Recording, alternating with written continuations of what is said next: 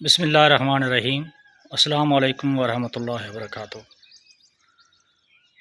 ایک حدیث ہے، سیدنا ابو ہریرہ رضی اللہ تعالیٰ عنہ اس حدیث کے راوی ہیں۔ جناب رسول اللہ صلی اللہ علیہ وسلم فرماتے ہیں، حدیث کا مفہوم کچھ اس طرح ہے کہ روزانہ صبح 2 فرشتے اترتے ہیں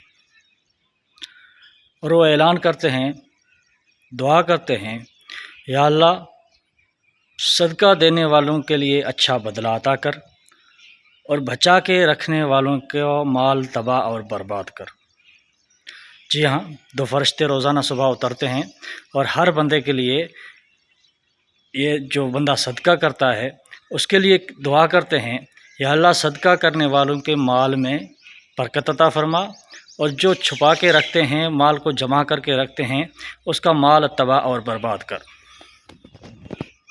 معزز سامع، بہت ہی عجیب، غریب اور حیران کن حدیث ہے کہ روزانہ صبح 2 فرشتے ہر انسان کے لیے اترتے ہیں، تو ہمیں چاہیے صبح صبح اٹھ کے صدقہ کریں۔ کسی کے ساتھ مسکرا دینا بھی صدقہ ہے، راستے سے کوئی نقصان دہ چیز کو ہٹا دینا صدقہ ہے۔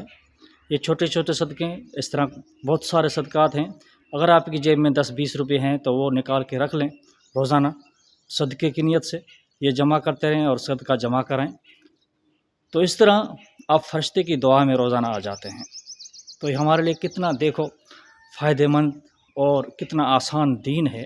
تو ہم دین پہ عمل کریں، دین پہ چلنے کی کوشش کریں، صبح اٹھ کے فجر نماز پڑھیں، صدقہ کریں، اللہ کو راضی کریں، سارا دن ہمارا خیر و برکت سے گزرے گا۔